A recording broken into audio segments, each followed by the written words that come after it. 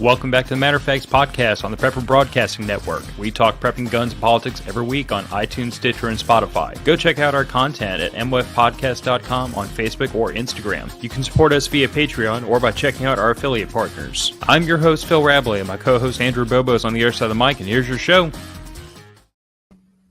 I'm not Andrew. I swear to Christ, I'm going to fix the intro. I say that every time. I'm going to literally put a note in my freaking phone to do it this weekend and re-record it. Anyway, Andrew's not with us. He was otherwise detained. Nick is with us. This is the Matter of Facts podcast, and for those of you, the three of you that are watching this streaming, we have finally stabilized a day we're going to be streaming this on Thursdays at 5 p.m. Central, 6 p.m. Eastern. So if this is a good, convenient time for you to come listen to a couple of knuckleheads ramble about crap, this is a good time for us. And this is when it's going to kind of have to be to make three disparate schedules click together at this juncture. Across two different shifts. It's like cross-threading two things together. But I've been told by many professional mechanics, cross-threading beats Loctite every day of the week. Once. I didn't say it'd be removable. I just said that it would work. Everything yes, is Raggle removable. Fraggle. Yes, Raggle Fraggle. Finally, a schedule of no more 8 a.m. rando streams. So, Nick, I don't think you've ever caught any of the rando streams before you came on as a co-host when you were a patron, but like there was a time or two where Andrew and I literally had to get together on a Friday morning at 8 o'clock in the morning so I could hurry up and post the thing for Friday morning. Fantastic.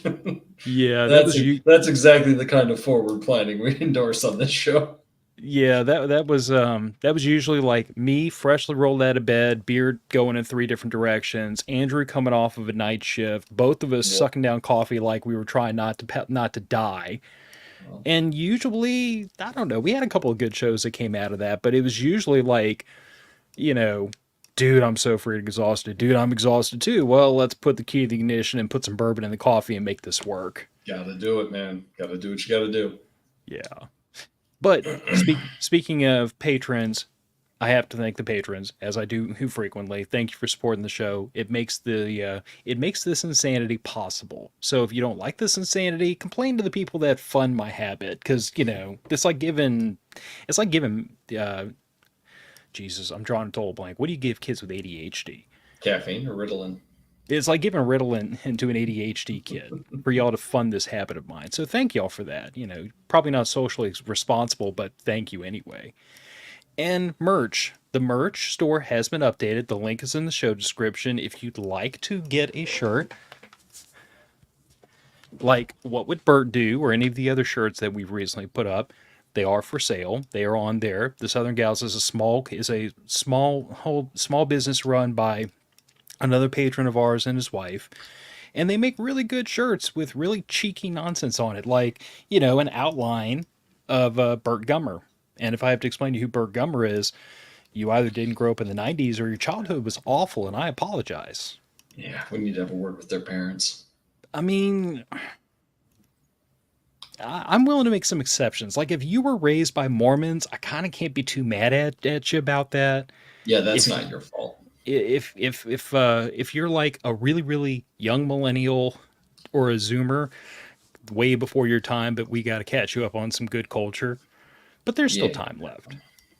So before we get to topic, you said you forgot something when we were talking about canning the other day. I did, and one of the patrons called me on it. Thank you for that, by the way. I don't remember who it was. Was it Stuart? It might have been. In fact, it probably was. He's fantastic for calling people on their shit, which is, I love it. Keep doing it. I swear to Christ, I'm gonna con Stuart or bully him into coming on this show one day, because like on this show.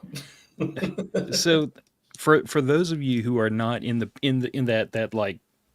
insanity that is our patron only group on Signal, who haven't had the pleasure of meeting Stuart yet, or aren't in the Matter of Facts like the Facebook group, Stuart is a grumpy old fart that has forgotten more about prepping than I know.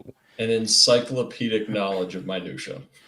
Yes, and the wacky part of it is like you have to understand that like useful. He's been, but he's into preparedness since before it was called preparedness, since he was a teenager. Yep. And he is about this close to retirement age, so that gives you an idea. he's been doing this longer than I've been alive. And very frequently he's my guru. So when I can't figure something out, he's usually the person that has he's usually the person with the correct answer. Or at least knows somebody who does. But in this case, it was about the difference between water bath and pressure canning and why the difference is important. So, botulism. Just about everybody's heard of it. Bad. See bacteria that can cause paralysis and kill you, kind of thing. So, there's two things about it. Low acid foods is where botulism can grow. That's your biggest risk factor right there. The reason being is the botulism spores can survive the temperature of boiling water. So just boiling water alone is not enough to kill those spores, so it doesn't start reproducing in the anaerobic environment. So you pressure can it to get a higher temperature and hold at that higher temperature to handle the botulism spores. And that's really the key difference for that. So if you don't want to die horribly. Well, I was going to say turn your toilet into modern art and then die horribly. Worse than that. Yeah. It's not great. We'll file that under what not to do. Because I know we had a whole section on what not to do when canning. Yeah. Don't can low acid foods in a water bath. Just don't do it. But for today, I was searching the internet, as I do sometimes, and came across this article I shared with you, which I thought actually had some kind of good points. It did. Actually, some very good ones.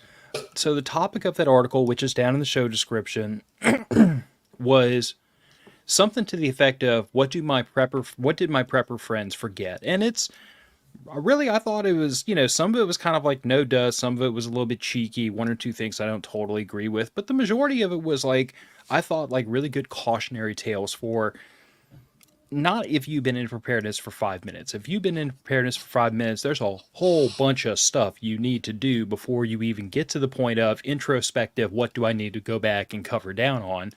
Yep. But that being said, this would probably be good, useful information for most people, just so that as they put together a preparedness plan, they can think about, oh, I hadn't thought of that, but I probably should now.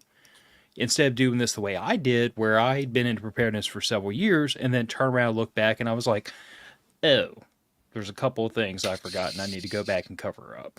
Yeah, for sure.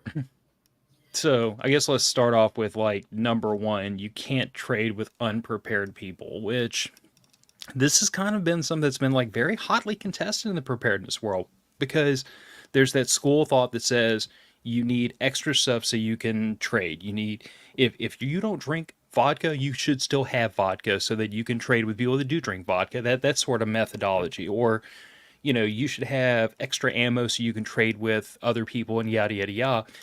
But the thing that was pointed out by this person that I find hard to disagree with is you can't trade with unprepared people. Like, the majority of the population isn't going to have a pot to pee in when things go really, really, really bad. So all the stuff you have to trade with, there's no one to trade with you because they don't have anything. Like, if a person's already struggling to put food on the table, what could they possibly have that you're going to want, unless you're going to trade like jet skis for bags of rice, something crazy like that. Labor is going to be the number one. You ever try to plant a garden by hand? No. It sucks. It's a lot of work. Yeah, if you got a gas rototiller, you can do it a little bit faster. But if you have to manually till and plant and weed a garden, your biggest shortfall has always been and will always be labor. That's why farmers always had so many kids. Yeah, that's also an option. Well, it's not colorful, it's not glamorous, it's not great. Nobody likes that, but I mean, that's what they did. And even not that long ago, in fact, my grandpa's mother was one of those kids out of the inner city that was jobbed out to a farmer to be a nanny for his kids when his wife died. They ended up getting married. That's where my grandpa comes from. My grandma's sister was a like suburban city kid that was quite literally jobbed out to a wealthy couple in Chicago that needed a house care person. These things happened all the time 2 and 3 generations ago, and they go on right now in the third world, and they will happen again if it gets bad enough. So there is some things you could trade them for. Yeah, sure. You could trade them some food for some labor. You could trade them some ammunition for some labor, though I don't recommend trading away ammunition to people you don't know very well. It tends to return at high velocities. Yeah, I mean that kind of seems like the reason why every third world dictatorship is very hesitant to arm the rabble. It's like when Ukraine started passing out AK-47s to just like granny and teenagers and everything. That's when you knew things were at another level because they're giving out guns to normal people all of a sudden. As many as possible. Well, you know, at a point when you're a small country trying to hold a line against a larger, more at least bigger economic and larger population country, you have to make those tough calls. The tricky part is going to be making sure you stay in power after you've armed your entire populace. Well, a government that just won a war tends to be more popular than one that lost one. I find it hard to argue with that. So now I'm just hearing you want to make sure you win. Yeah. And if you're at that point, which they were and they still are, what do you have to lose? Because Putin's probably not going to be very kind to your opposition party. Putin won't be kind to anybody. Mm-hmm. But, you know. Yeah. So this article also pointed out, like, the good old-fashioned you won't make it without community, which this is like one of those things that's extraordinarily difficult, though, because, like, I find that if you live in certain areas, finding your community is extraordinarily difficult. There's actually the very next item after this kind of goes with this. Mm-hmm. But finding your community can be difficult. Knowing who you can trust can be difficult. I don't know why, but this seems like the Venn diagram around people into preparedness tends to have a lot of overlap with people they kind of like to keep themselves and be kind of solitary. So there might be a certain amount of like emotional, I don't want to deal with other people, but you kind of have to because you need the support of the people around you. Like, you know, like that's a tricky thing. That's why during good times, to the best of my ability, I try to be, you know, on speaking terms with my neighbors. My wife's better at that than I am, but, you know, she's better at anything social than I am. You know, it goes to what we were talking about with Rick. You need to have, at the very least, open lines of communication with the people around you, if for nothing else than advance warning. Mm-hmm. If that's the bare minimum that you can get because of the political situation of where you are, I mean, Illinois, not exactly a bastion of preparedness, not exactly a bastion of classical liberalism either. But if you can do better than that, if you can find a few neighbors that are at least on the same page enough that they have, say, a generator 2 when the next winter ice storm rolls through, or the next hurricane, I forget which the hurricane that hit you, Hurricane Ida comes through. That's, if you get 2 of those, well, that's 2 more houses, assuming they don't get a direct impact and are destroyed, that you won't have to deal with as much not having their own supplies. Yeah. I mean, at the very least, if you can convince them to have 2-3 days worth of anything to get themselves through, that solves 95% of emergency situations. Is a well-funded savings account and 2 or 3 days of food. Well, and the other thing that's difficult is, and this isn't so much like the political social leanings of the state you're in, but like down where we live, like I live in the suburbs. I'm going to tell you that the majority of the people that live in this subdivision with me do not have, you know, like night vision equipment and a generator and fuel and 6 months of food. Like I live around a lot of people who are more concerned about, I need to make a boat payment, or I need to make a jet ski payment, or you know, silly stuff like that. I need to have enough money for groceries left. That too. So I guess what I'm saying is, like, in some cases, the problem is not so much like this next this next bullet point points out, left or right, your worldview is costing you allies. Yeah, I mean, I'll admit that in today's day where we have like this hyper polarization going around politics, like this person's point was you're going to need to set that aside to find allies. I don't know that I totally agree with that. Really don't. And this isn't because understand, like for me, this isn't a left versus right thing. This isn't whether you're conservative or you're progressive. That's not my concern.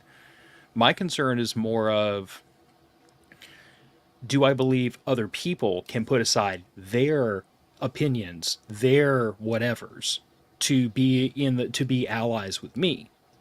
So to me, it's like I'm willing to make bedfellows in bad situations with people who are willing to help me and my family survive, and I can help them survive. I'm willing to do that, but I'm always going to wonder if I'm then going to have to worry about that person when I take an action and they begin to judge me through their lens. You see where I'm going with this? I think that the type of personality that gets into preparedness really heavily does lean a little bit to the paranoid. And I've said that about myself a lot. I have enough plumbing supplies to rebuild almost every bathroom in my house. Because God forbid at 3 a.m., there's water running across my floor, because it's never at 4:30 before the hardware store closes. And that's an episode we'll have to do later, is talking about basic homeowner, home improvement, maintenance stuff you should have around. I've got that on the list to hit. Yeah, that's good. We're going to need to talk about that. But,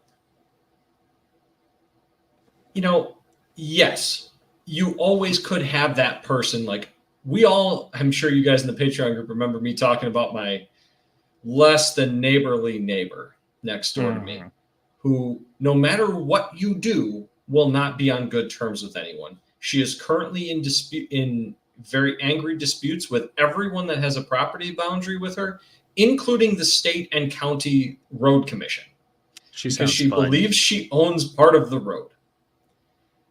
She's not a stable individual. She's not a mentally healthy individual. She has had a very hard life, and I can't blame her for seeing people as enemies.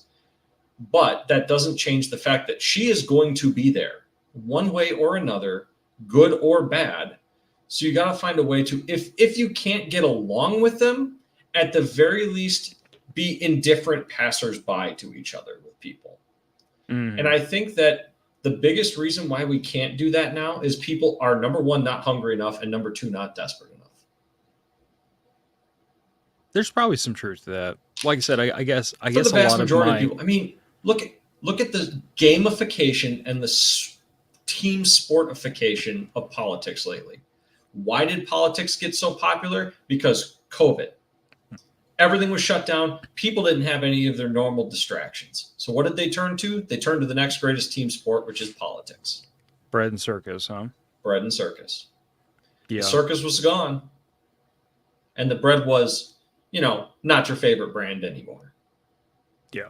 And that's, like I said, and that's what it did. Yeah, like I said, I guess, like, just me personally, like, my biggest concern will always be that, again, coming from the military background that I do, I know that if things get bad enough, I am willing to embrace a level of viciousness most other people would be uncomfortable with. Until it gets bad enough. Yeah. But I have faith in my wife and daughter to understand that if dad and husband is going there, it's because I deem it necessary to protect my family.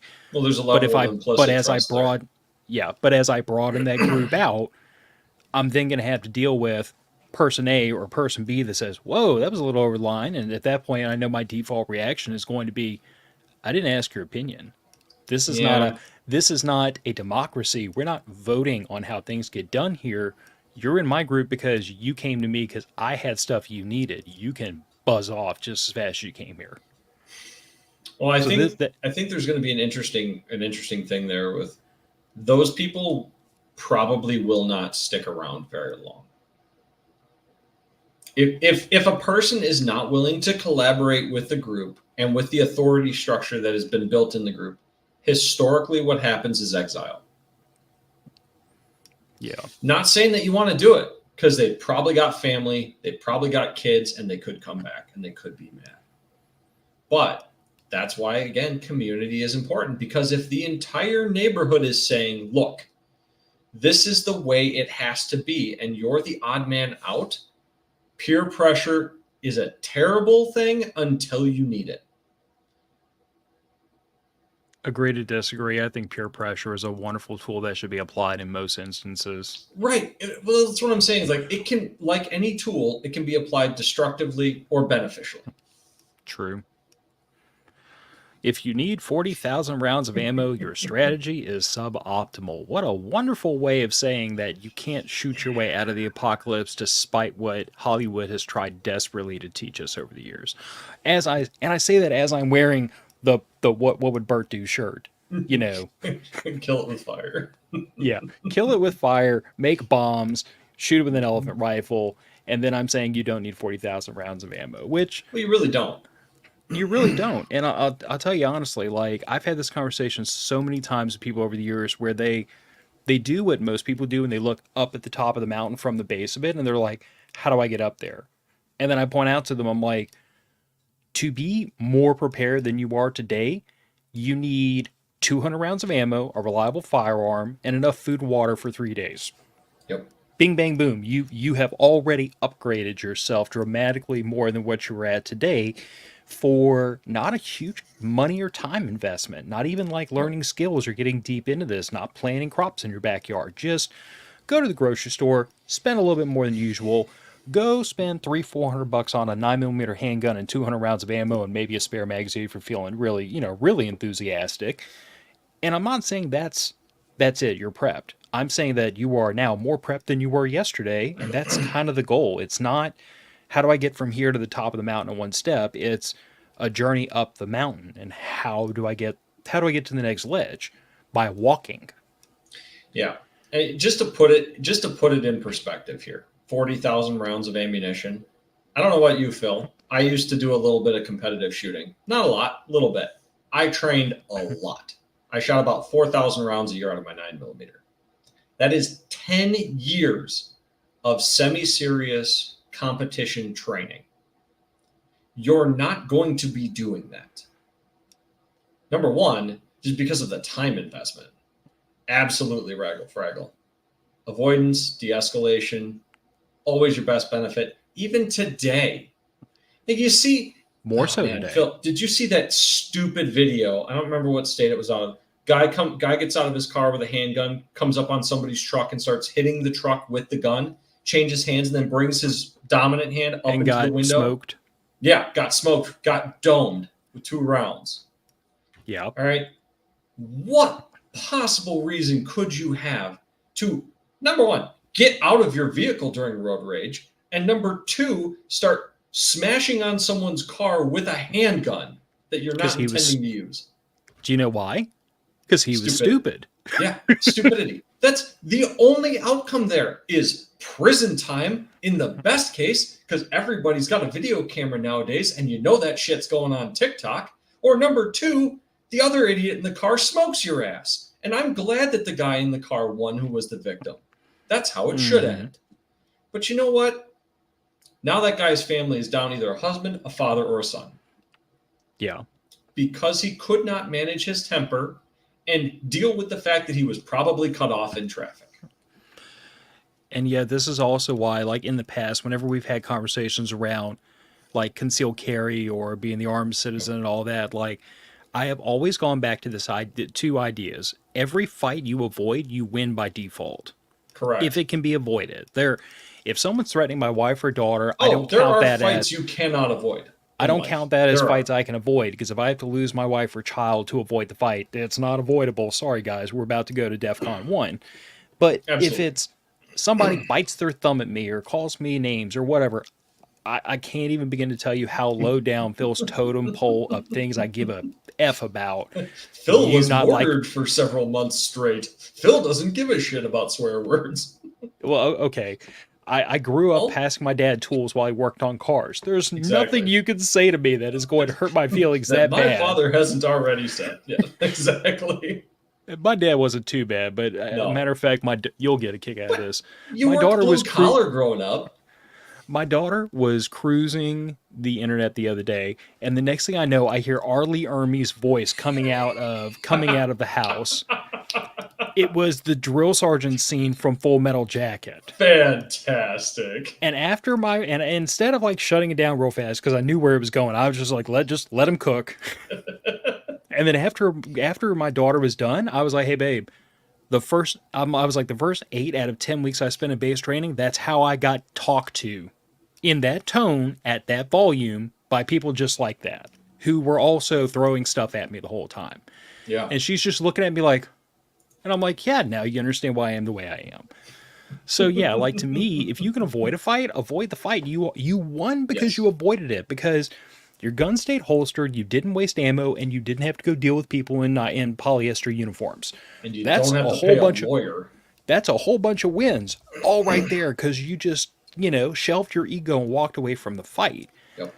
But the other thing I tell people all the time is, like Phil's, this is not legal advice, but Phil's personal metric for am I prepared to unleash hell on someone is, am I prepared to spend the next 3 to 5 years in jail and or spend $25,000 to try to stay out of prison?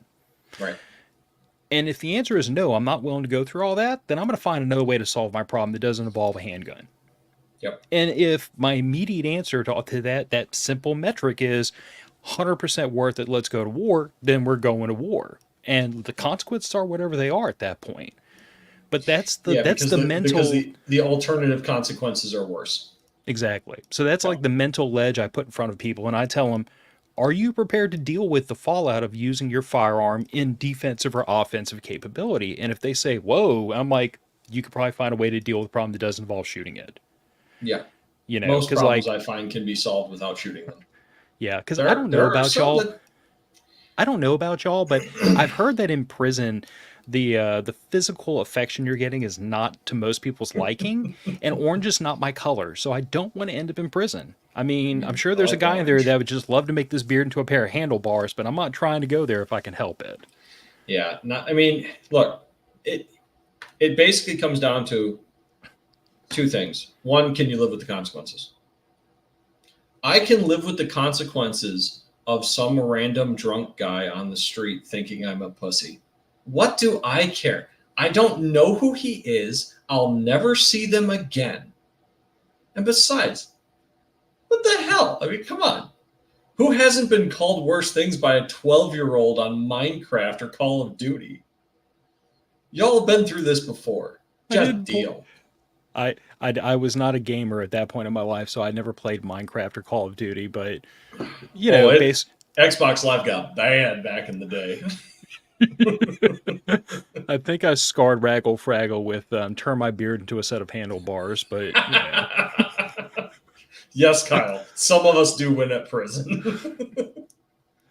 So cleaning supplies, and this is like this hits Oh, that's close to home huge. for me because here's a question I have for you. Mhm. During COVID, what was the number one thing that was starting fistfights in grocery stores, Toilet paper. and why? Well, because it is a bulk item that they cannot stock a lot of, and you can't go without it unless you have a bidet.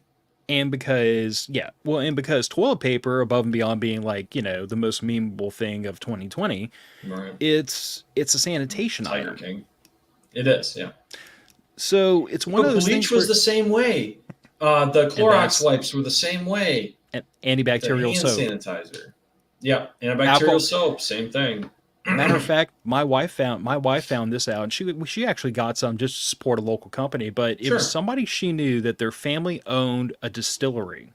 Yeah, my favorite distillery did that too. So they started making alcohol-based hand sanitizer Sure. during COVID because, Keep them open. well, it kept them open and it was selling like hotcakes. So And it's really easy to make. yeah. Well, I mean, if you're already spun up to friggin' make whiskey, The hard then part is distilling. Yeah. yeah. So it's one of those things where it's like, cleaning supplies were in such short order, but I didn't find that we were really in bad shape. I mean, like, yeah, we had to restock over time, but everybody does. But I agree. I think that there's probably a whole bunch of people out there that like they've got the beans, the bullets, and the band-aids, but things like cleaning supplies, they might fall a little bit short. I mean, you kind of gave your example of like having a bunch of plumbing supplies, but it's the same philosophy of Oh, it at is. four Absolutely o'clock in is. the morning. At 4 o'clock in the morning is the wrong time to run out of stuff when you need stuff. It is, especially nowadays, post COVID, when the 24-hour Walmarts are closed. And it's now Yeah, a 12-hour or a 16-hour store. I mean, how many people here knew that bleach had a shelf life before they started prepping? I didn't. 6 months. 6 months to a year.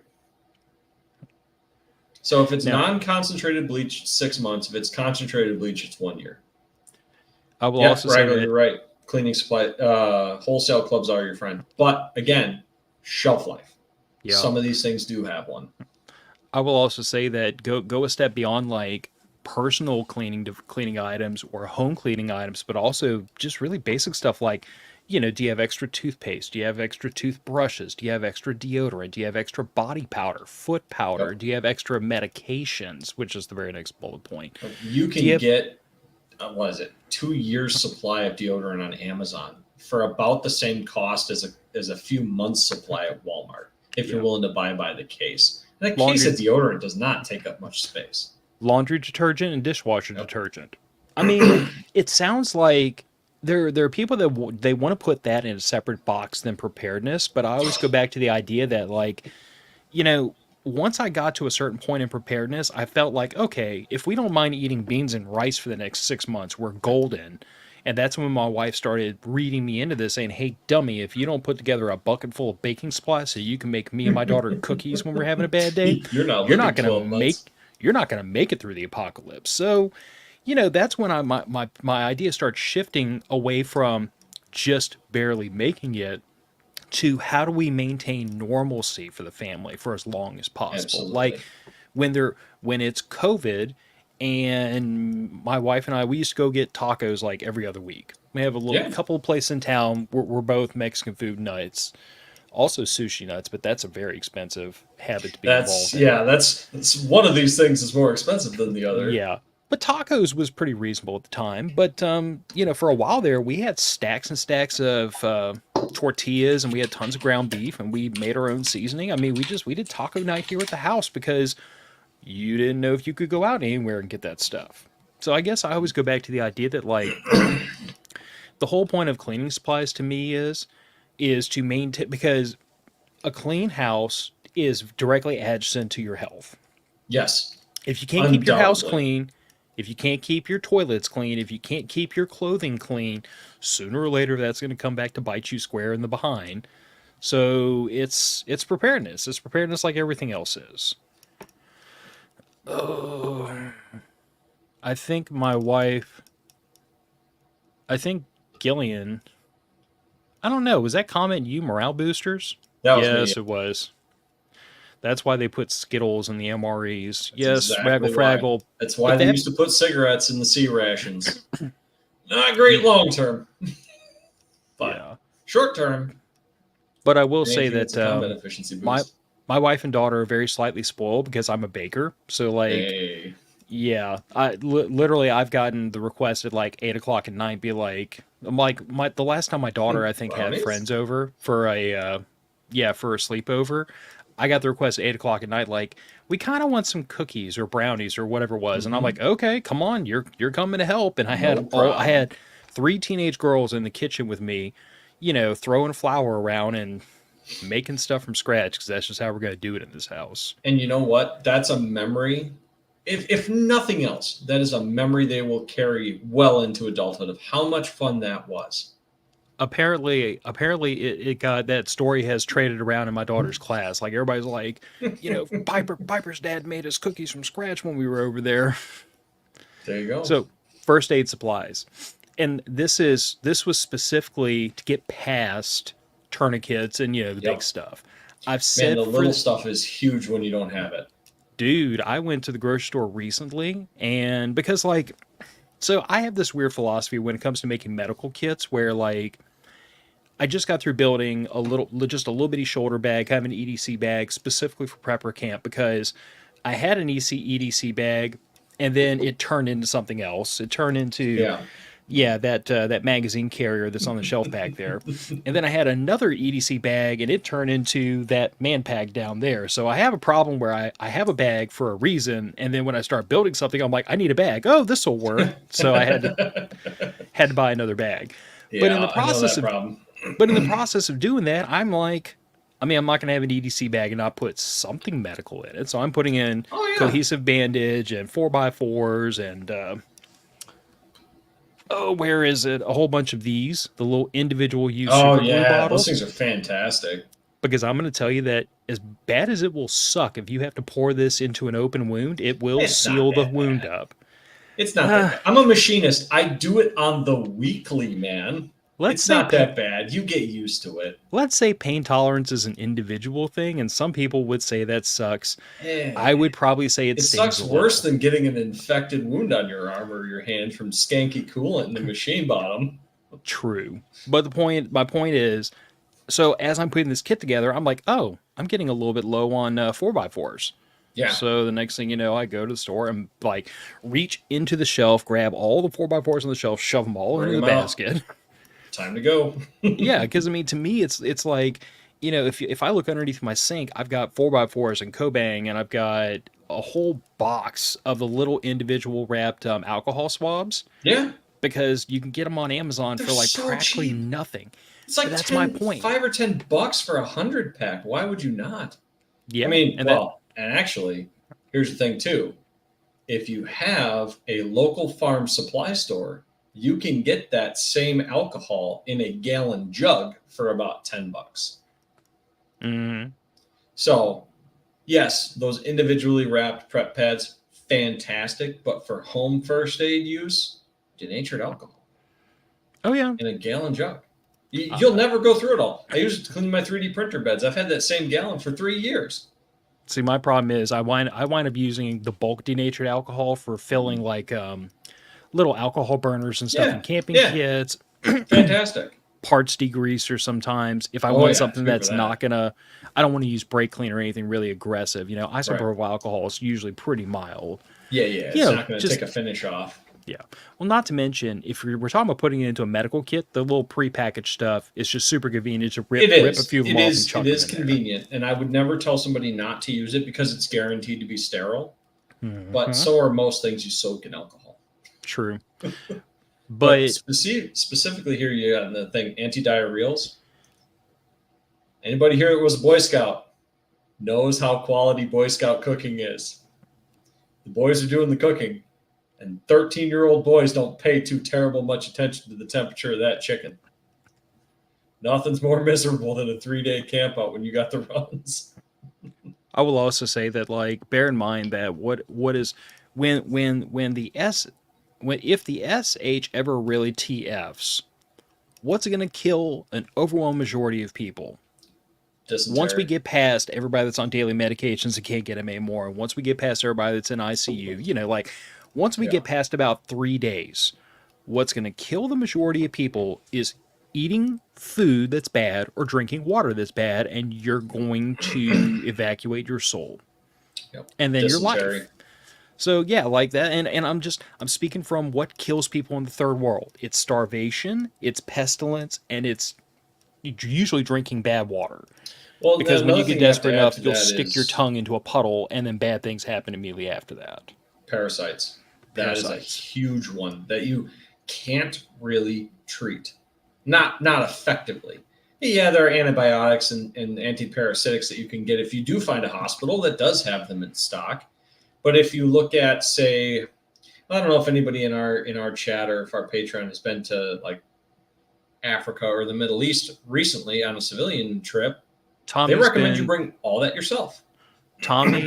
Tommy was down in Central America, I want to say a couple of years ago, doing a medical mission work, basically. Yeah, mission trip. We should actually talk to him about that in detail, like his preps for going to a third world country, because I tell you what, man, there's nothing better for like emergency disaster relief preparedness than understanding what you need to be prepped for a third world country. Yeah.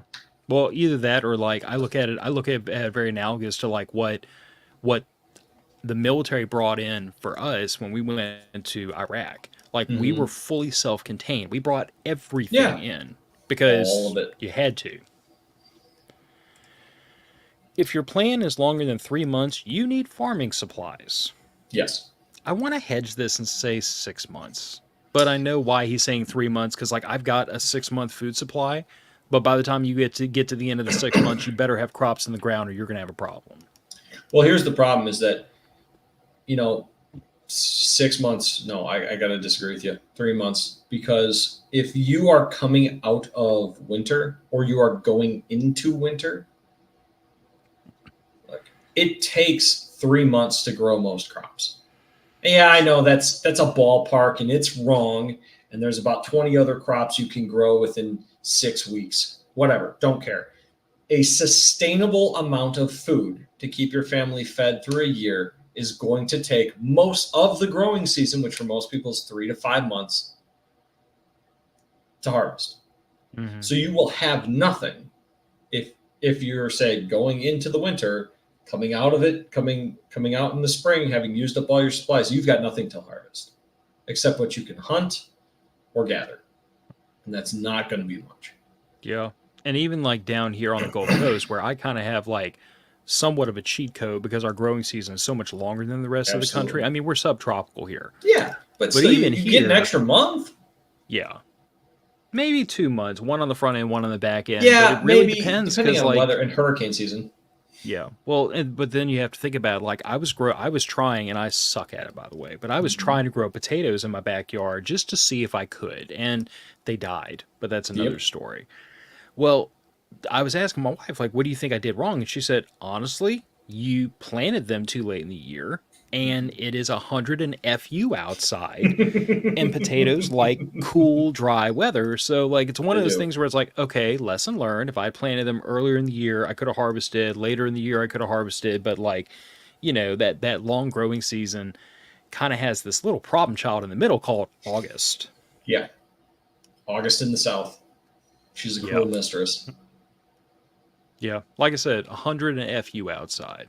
Mm-hmm. But I will happily agree that, like, but this is also why, like, I tell people, like, preparedness isn't always I'm trying to outlive the end of the world. It's not. A lot of preparedness is a hurricane's going to happen sooner or later down here, and when it does, I would like to have food and water to eat and drink because, reasons.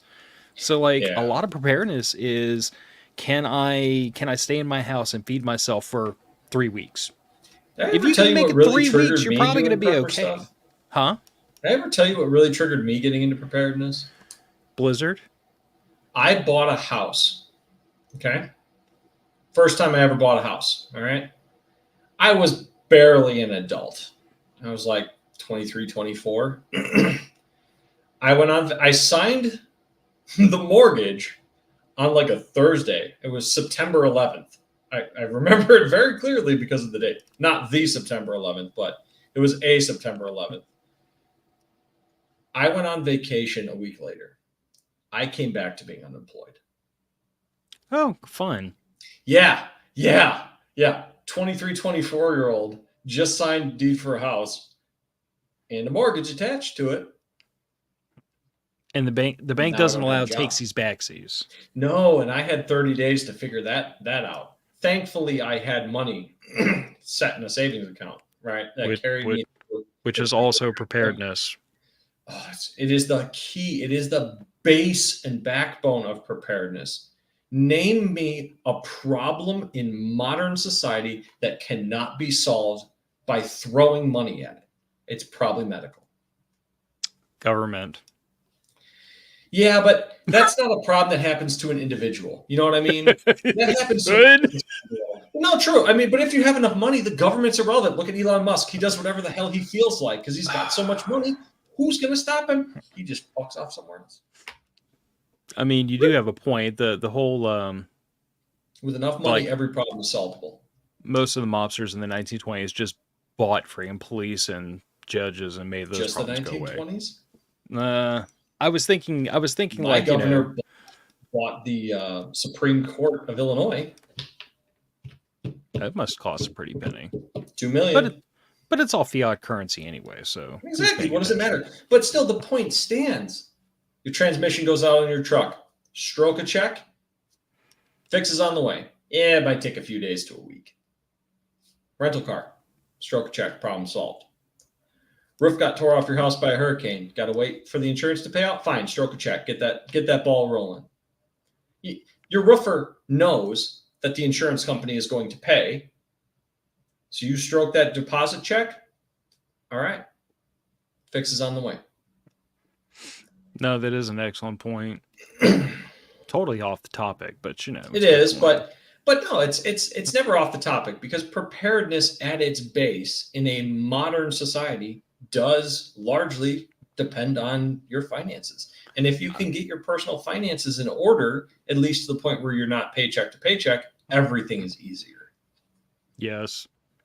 I'm going to have to bully Andrew into let me get on my personal finance kick. I restrict myself to one show a year because, like, it's painful for me to sit there and watch Andrew's eyes slowly cross as I just talk about personal finance and budgeting for 55 minutes straight. Hey, man, we all hate and love budgeting at the same time.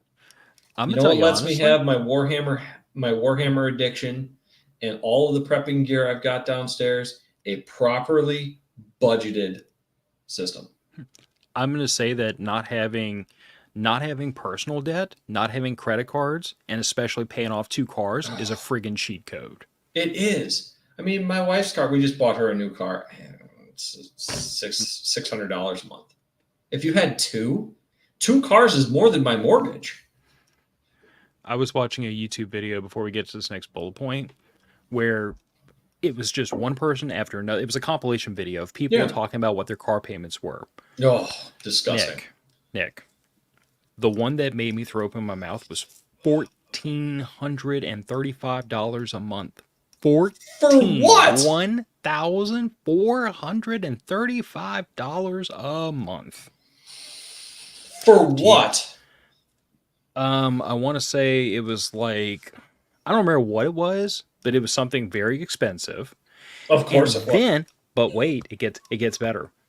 It was something very expensive at, I want to say the interest rate was like 14-15%, and they negative equityed into it. Oh, good Lord. Oh, yes. Like, the more of the story I heard, the more I thought to myself, Jesus. Burn the car. Let Molotov the car. This is your only way out. Not that I'm advocating for insurance fraud, but holy Christ. We don't have insurance fraud on the show. But I totally... Do not do insurance fraud, but dear Lord. Well, but I mean, $1,400 a month, dude, my mortgage and my truck payment when I was still making it were only a little bit more than that. Yeah. Like, man, I'm on an acre with a 1,600 square foot ranch. So I'm in a pretty nice house, I think. Pretty nice for me anyway. And it's not even $1,150. It is these kinds of terrible decisions that people willfully make, knowingly or unknowingly. They did make the decision. They signed the paperwork, just like student loans. But it's these kind of decisions that stop people from building any wealth or any emergency savings for themselves. And then they have to have their, in case of emergency, credit card. Mm-hmm. And that's a 30% interest rate. The thing that I can't work out is, like, see, maybe like 5-6 years ago now, I could at least rationalize. I didn't agree with it, but I could rationalize the person that didn't look at the interest rate, didn't look at the principal, didn't look at the purchase price of the vehicle. The only number they were focused on was that monthly payment. Can I make the monthly payment? Does it fit into my monthly budget? Yeah, 2%, sure. But see, I can rationalize that. I'm not saying I agree with it. Every dollar you pay in interest is a dollar you're lighting on fire in your front yard for fun, for the bank. Quite literally.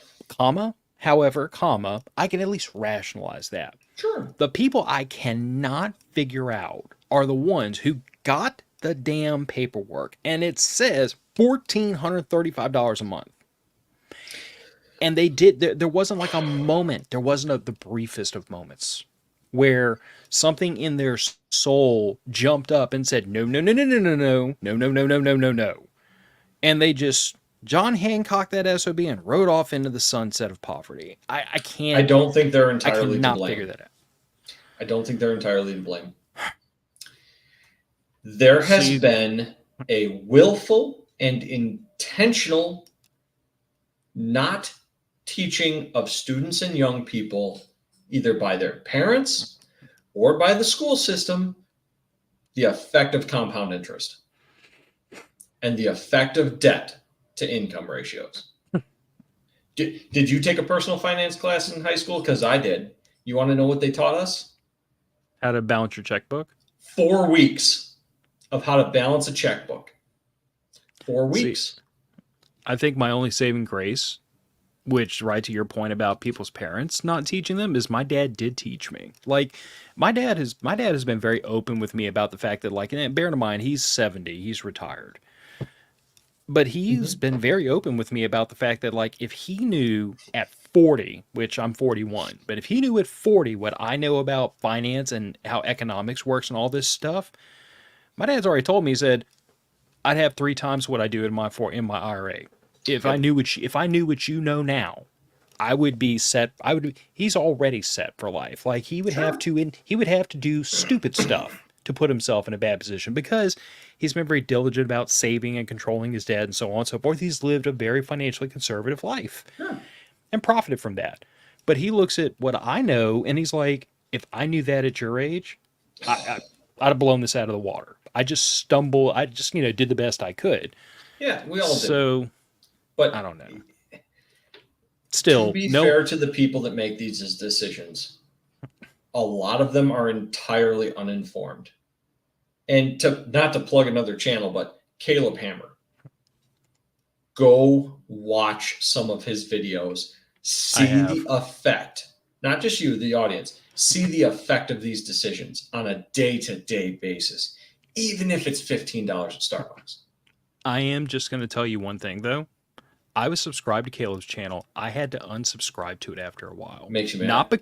Not because his content is not amazing, because it is. Not because the lessons that are illustrated don't need to be learned. But I have a personality where when I swim in somebody else's grief for too long, it starts to eat at me. For sure. And after watching day after day after day after day, people who have screwed their lives up with bad financial decisions, it just got to the point where I was like, it's like watching the news every day and it's always bad news. I got to the point where I had to turn it off because it was just it was dragging for your own mental health. But I will also say that if you think that you have lessons to be learned from personal finance, that's a good place to go. And if you think you're in really bad shape, watch a couple of those episodes and you'll learn what a really bad shape really looks like. Even if you think you're in good shape, watch a few of them. You might pick up some tips. Yeah. There's nothing wrong with educating yourself. The thing that I picked up from watching that show was, damn, we're doing pretty good. Yeah, better than you think, right? Yeah. Better than you think. Well, because you only see what you and yours are doing. You only see what you and yours are doing. You don't see everybody else. Comparison is the joy of thief of joy. Thief of joy. Yeah, it can be. But it can also make you feel a little bit better if you see somebody that's twice your age that's staring down the barrel of retirement in 3 years and they're, $500,000 or more in debt with no assets. Knowing when to wear body armor is as important as having it. And oh my dear God in heaven, can I just tell everybody? Even though I did just tell my wife the other day that like this is on my list before the end of the year. Lighter body armor? Well, no. I've got a body armor set and I only have one. I'm not going to buy enough to outfit the whole family because I think I look at body armor as tool in the toolbox. If you need it, you need it. If you don't, you don't. And most of the time you don't. Goddamn bad day if you do. Yeah. So, but the set I have is very old and it was very cheap and it's steel. See, here's the thing. I told you it's very old. At the time I bought this body armor set, composite body armor was comparatively very expensive. It was. Very fragile at the time. I mean, I don't know if you can call it like generations, but like you and I both know that like modern ceramic body armor, it's amazing. It's amazing. Freaking amazing. It is night and day difference from what it was 10 years ago. But what it was 10 years ago was if you drop it on the floor, you gotta throw the plates in the trash and buy new ones. And I was not prepared to go through that much aggravation because again, my experience from body armor was when I was in the military in 2003 when we first and they were paying for the X-rays. Yeah, and those plates, like they literally told us if you drop your plate carrier on the floor, you have to replace your plates because that's how fragile they were. Sure, but you know what? It was better than carrying steel in the desert.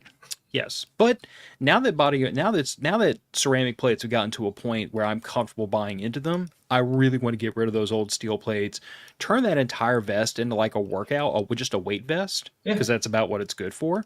Sure. And maybe if I go run a class and I need it, I'll swap out the ceramic for steel just because if I bang them around, who gives a damn? It's, it's training. Yeah, but even then, I've beaten on my ceramic plates and I sent them out for x-rays a little while ago and they're just fine.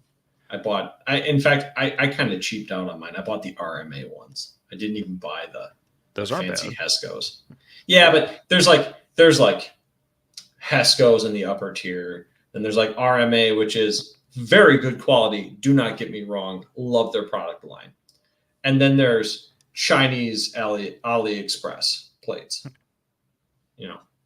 There's different grades. To answer Raggle Fraggle's question, yes, they are coated, but I don't care. They're still steel plates. But I've shot at coated plates because I had a spare. I had a pair of AR500 plates too. And that coating comes off really fast. Yeah. And it's actually not that easy. It's not that hard to punch through them. Like my 20-inch AR shooting green tips will punch through a level 3 AR500 plate.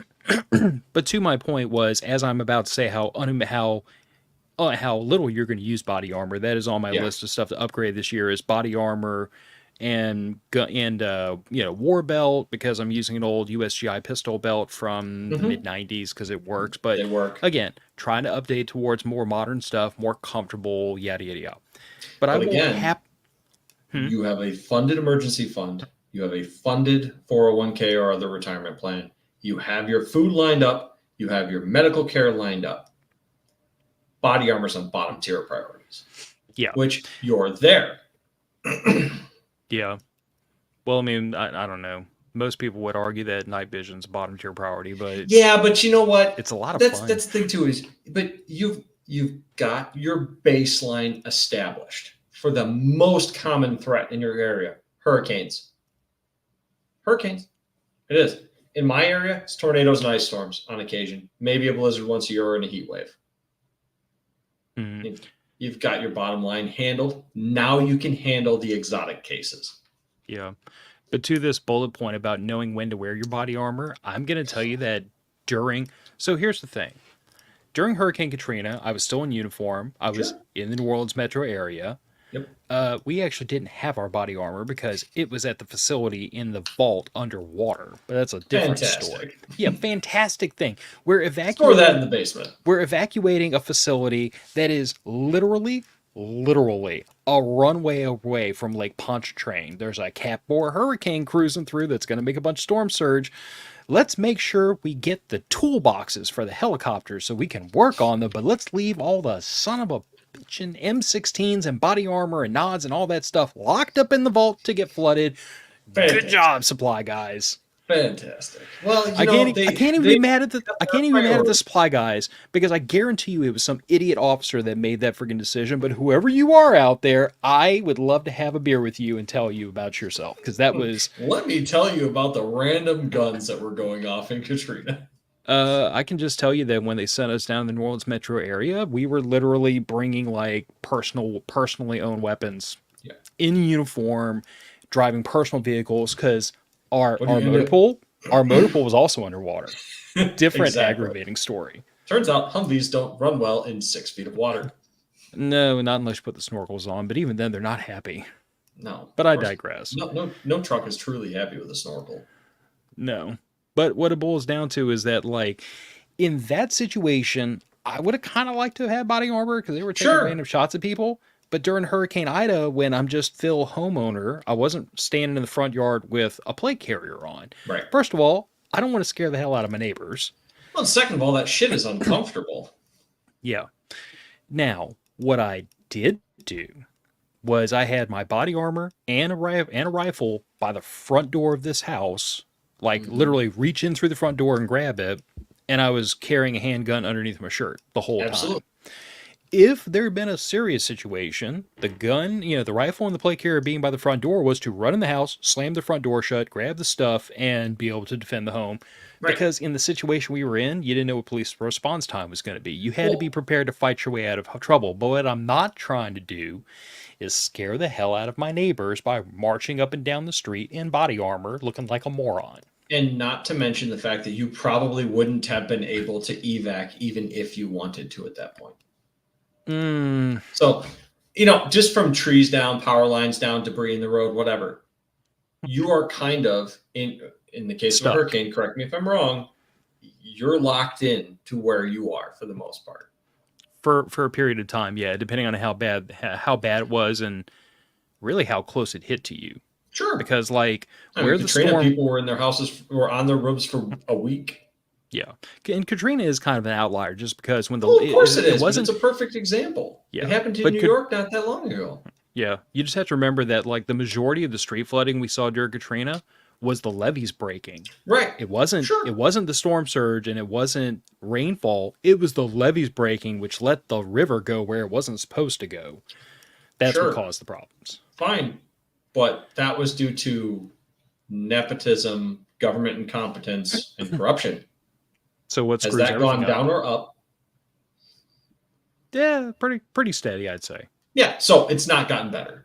No. Pretty good odds it'll happen again. Yeah.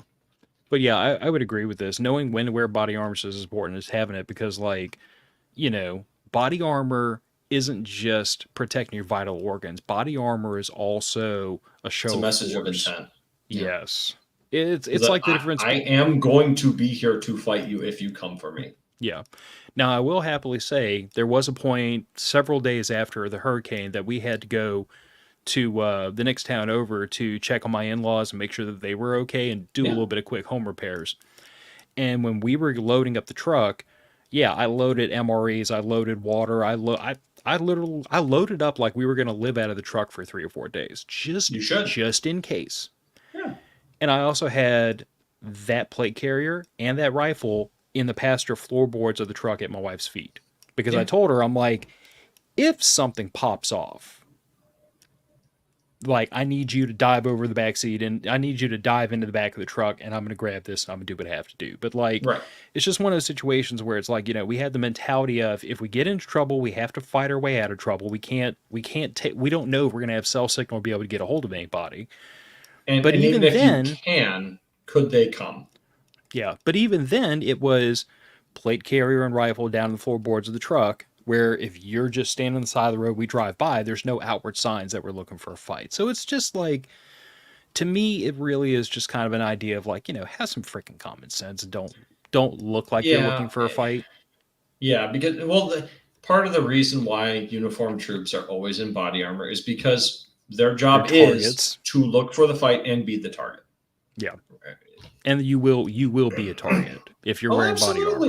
It doesn't matter if you're wearing body armor. First off, it's not covering your pelvis. And second off, it's not covering your head or your arms or legs. Heads are kind of important. Heads are extremely important. Oh, yeah, this is a problem I need to address. Your family doesn't know how to use 2/3 of your preps. Now, I'm going to happily say what I struggle with sometimes is I love my family dearly, but frankly, they could give a damn about some of the things I would especially your teenage daughter. Yes. Now, the really important stuff hey, if you need to cook, this is where the propane is, this is where the camp stove is, where all the buckets of food are, you know where the things are. But once you get much beyond the basics of this is the stuff y'all normally interface with, you get into, how does a radio work? They don't freaking know. I'm going to have to set them up and hand it to them and say, push the button to talk to me. Or we start talking about things like more advanced medical care. My wife and daughter are brilliant young ladies. They Sure. understand how to use band-aids and, alcohol and hydrogen peroxide and all that stuff. They can bandage stuff up. They do it all the time. But if I hand them a tourniquet, I don't know if they're going to instinctively understand how to apply that thing. If I Sure. hand them a chest seal, or if I hand them quick clot, they probably figure out, just shove it in the wound no matter how bad it Yeah, hurts. that's especially the new gauze versions of it. They're very user friendly. Yeah. But no, I mean, this is a really good point, is that your family doesn't know how to use 2/3 of your preps. And I'm going to go one step further than this. There are a bunch of you preppers out there that have stuff put away, and your family probably doesn't know where 2/3 of it is. Like, Yeah, my my wife and wife's daughter gonna know listen where to the this and stuff ask. is. They may not know exactly how to use all of it. They might have to fumble around a little bit, but they at least know where it is. But Yeah. I I mean, if you've got stuff squirreled away in your house and nobody knows it's there, like I talked to a friend of mine who he's been involved in like going in houses like to help clear them out for estate sales and everything, and Oh yeah. the number of like boxes stuffed with like shoe boxes full of cash, or the number of just like guns that were hidden away in different places that they find after someone passes away that nobody knew was even, people that lived in the house didn't know it was there. I helped a widow that I was friends with her husband. I helped a widow find a lot of his guns that he had hidden around places, and the reason why I knew they were there is because he wanted to show them off. And I can tell you this much: there are a lot of elderly individuals out there that have a number, not just one, not just a couple, a large number of loaded firearms in their homes or their businesses or their cars. And that can be fairly hazardous because some of these older guns, number one, are not drop safe. Some of them don't have safeties, number two. And if number three, nobody else in the family knows they're there, what are the odds they know how to safely unload that obscure firearm from the 1930s? Mm-hmm. Now, the ones I was helping find were largely small, concealable pistols, 22s, 25 autos, 32 autos, stuff like that. But, you know, one of them was an M1 Garand that was in a closet behind a thing. So what? Grandkids helping you clean out the house, picks it up, points it at something, pulls the trigger. Okay. There's no wall in that house that's going to stop an aught six. Nope. Before it hits a family member cleaning the other room. Or a neighbor. Or a neighbor, or who knows what else. But like, I need to give my wife a how-to on generators. She knows we have a generator.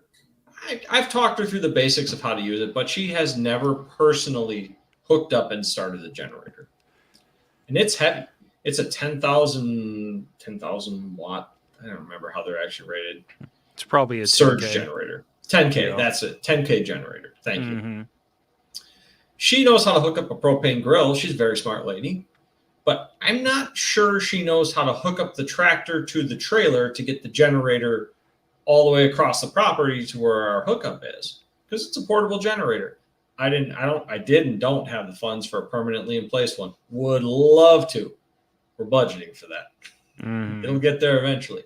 But for now, I need to have her a couple of times try hooking that mower up to the trailer and dragging it around the house, backing it into place, and then plugging it in. Because it's not the simplest procedure. There's stuff in the garage that has to be moved out of the way. There's a certain way you're going to have to drive it because there's only one path that'll get to that point. And backing up a short axle trailer like a little lawnmower trailer is not a walk in the park for somebody that's never done it. It's tricky. It can be, especially for somebody that doesn't use those short axle trailers all the time. And yeah, could she figure it out? I'm sure she could, given enough time. But do I want her to have to spend the hours or just any extra amount of time dicking around outside and after an ice storm? No. I will say that pursuant to this, one thing that's been mentioned before and recommended to me, and I really need to get off my butt. I did it years ago. I need to do it again because there's been a yes, literally to write up a manual for this is where this is how you do stuff. This is the order you hook up the generator and flip all the switches in. Like, like that's been recommended, and I can remember years ago, I was getting deployed to Shreveport for work for my current job, Sure. and it was because there was a tropical storm that was Oh hitting the yeah, New Orleans it area. was going to be a near strike, wasn't it? Well, no, it was supposed to be a direct strike, but it was only Oh, supposed okay. to be a tropical storm, so it wasn't going to be a it wasn't going to be like a big old hurricane or anything. But the worry was it was supposed to make landfall Wednesday night going into Thursday morning. Well, that is like critical time for us executing our biweekly payroll operation. So the worry was if this thing shuts down the New Orleans area, which was a likelihood, or if there's street flooding and people can't get into work, we have problems to deal with because we literally can't get the staff to the offices to do the thing they have to do that particular day. So they made the decision to go ahead and deploy about half of us, or not half, Yeah. maybe a third of us, up to Shreveport to the alternate work site. And I drew the number. I had to go. I was leaving behind my wife and daughter with a tropical storm coming in. And we had that discussion about, Piper's still in school. I still have work. Do I just tell my boss, buzz off and we come with y'all or not? And I was like, here's the thing. Given what this looks like, it's going to be a tropical storm. I don't Right. even think it's going to put us out. I don't even think it's going to put the New Orleans office out of work. And it didn't, by the Sure. way. Turned out to be about what I expected, which was out of an abundance of caution, we're deploying y'all. So I told my wife, I'm like, I think you're okay to stay here, not disrupt yourself, not disrupt Piper, not have to lose, a couple of days of work. I think you're fine. If I did not believe that all the way in one side and out the other, I would tell you pack up and let's go. And Right. we'd be packing the cats and everything else. But I really think you're okay. That being Sure. said, I left behind a stack of cash and like 2 sheets printed of this is where everything you might need is. This is where all the food is. This is where all the water is. This is where all the stuff is that if you need to be self-sufficient for 3 days, this is where it all is. This is what everything's laid out ready to go. Like I had kind of left behind the house in the condition I thought it needed to be in if she had a power Yeah. outage for a day or two. I don't recall that we even lost power for that. So it was a good little Fantastic. All the it was a better. good little exercise, but I don't remember how many years ago this was. My daughter was little bitty. But like our preps have grown so much since then that list means nothing. I would have to completely update it just to include all the stuff we've added. So I Yeah. wholeheartedly agree about like your family doesn't know how to use 2/3 of your preps, may not even know where all of it is, and I think Honestly, I probably don't know where all of my stuff is. And that's yes, why but I that's a put on different the. problem. Well, look, we all have that problem. We all have the I know I have this. I know it is in the house. But can you find it? I mean, organization is difficult. There's a reason why there are people whose entire jobs are organizing facilities. Hence your subtitle. I forgot where I left everything. Absolutely. If I didn't have my wife, I wouldn't know where anything is. Mm. This last one really hits close to home. Oh, It's a it good one to does. close on. If you don't have it before your emergency, you won't find it during the emergency. Absolutely. And I will say that like this reminds me very much of like an old saying from the military, which was when you're short of everything but problems, you're in a combat zone. Correct. So like when you're running out of ammo, running out of food, running out of water, running out of everything, but you got plenty of problems, aka people trying to murder you, you're in a combat zone. Yeah. And that's kind of what this reminds me of because it's like it's the idea that like the whole point of preparedness, for those of you who didn't get the memo out in the audience, the whole point of preparedness is to do things before the emergency starts. If you Yep. are doing things after the emergency starts, we don't call that preparedness, we call that panicking because you should have done all these things before the emergency started. It's fine to do things after the emergency starts because you're trying to like stretch your preps out longer, or as long as you can get stuff you want to keep getting stuff, like that all makes sense. Sure. Last It's minute grocery run. yeah, well, I'm gonna tell you honestly, every like me and my wife go through this every year. We have a hurricane. As soon as a hurricane enters the Gulf of Mexico, we Everything immediately disappears. Well, no. Usually around here, that starts about 2 days before landfall.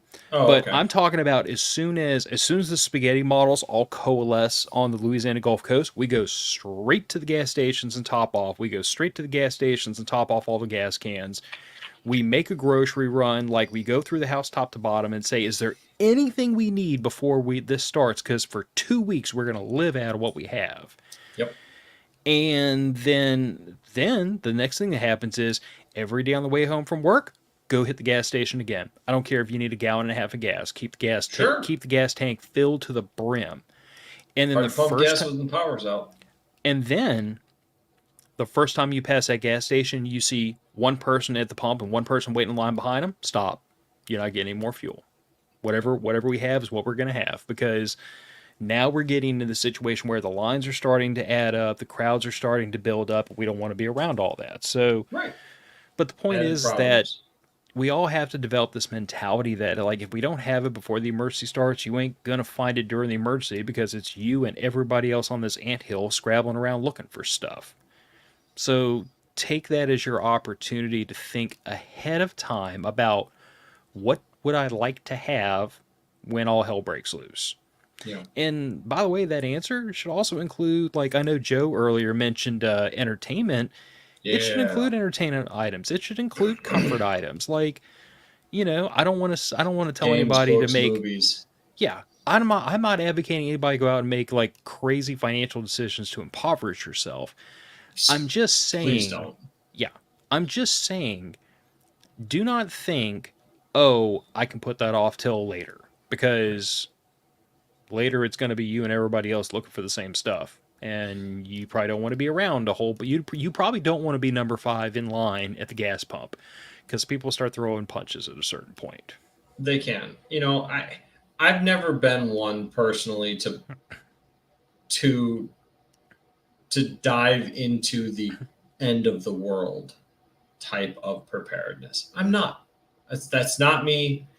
I don't know that it would be possible for me to get to that point, but what I can do is make every little emergency from here to there a little more bearable. Mm-hmm. You know what I mean? Like, COVID was a perfect exemplar of this, and some of my friends have come around to having a little bit of extra things laid up.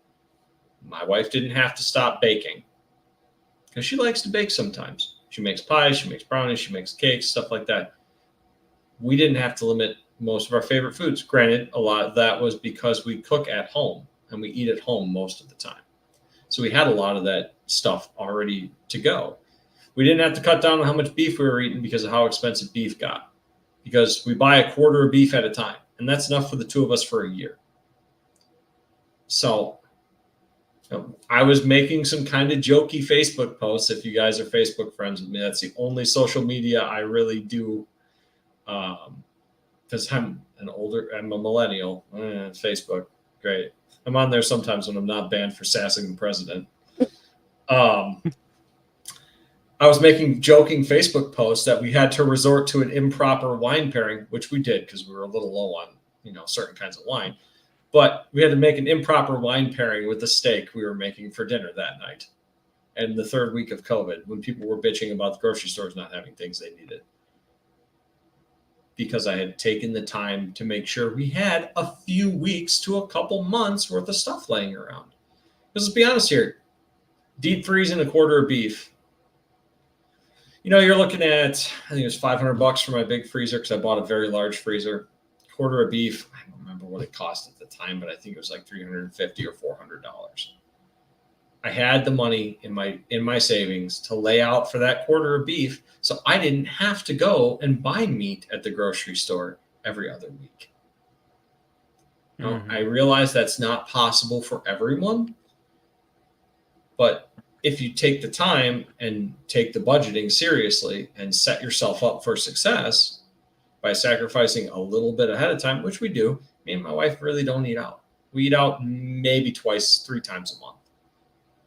But that right there, okay, so, I think, I forget what I saw the other day, but it was the average person eats out 4 days a week or 4 meals a week. Okay, for me and my wife, that's about $30 or $40 if we go out to eat.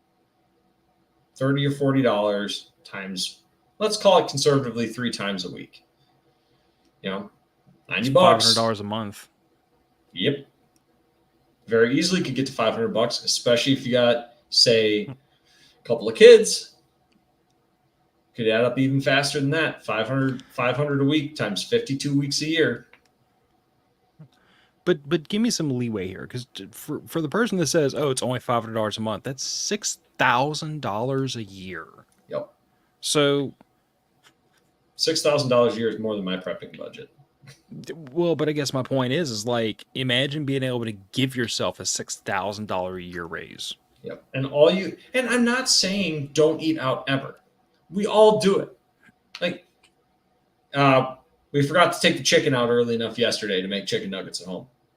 So my wife went and picked up Culver's. Fantastic. Fine. Whatever. That's probably our one time of eating out this week. So $25. But that's better than 100. Everybody has days like that where you do not have the time. Fair enough. Try to keep it to a minimum. Meal prep, eat leftovers, whatever you got to do. Set yourself up for success. Yeah. Well, I have to admit, usually when I see an article, especially when it's on Quora of all places, this was a good one.